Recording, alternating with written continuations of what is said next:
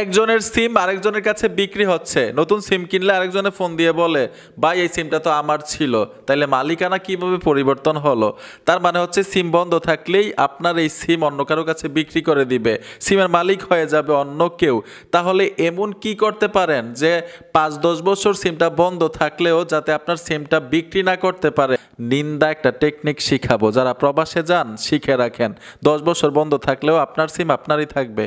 আমি যে বলছিলাম সিম বন্ধ থাকলে বিক্রি হয়ে যাবে আপনার সিম, যদি 450 দিন মানে 15 মাস সিমটা বন্ধ থাকে, এই সিমটা মালিকানা পরিবর্তন হয়ে যাবে, কোম্পানি অন্য কোথাও বিক্রি করে দিবে। এখন কি করতে পারেন এই সিমটাকে সচল রাখার জন্য? আপনি তো প্রবাসে চলে যাবেন, আপনি দুইটা মাধ্যমে এটাকে সচল রাখতে পারবেন। প্রথম মাধ্যমটা হচ্ছে বেশি টাকা রিচার্জ করতে হবে কয়েক বছরের জন্য, যাতে মেয়াদ থাকে সিমটার মধ্যে।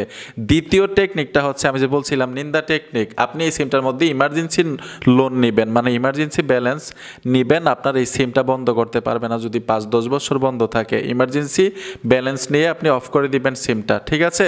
এই দুইটা মাধ্যমে আপনি আপনার সিমটাকে সচল রাখতে পারেন।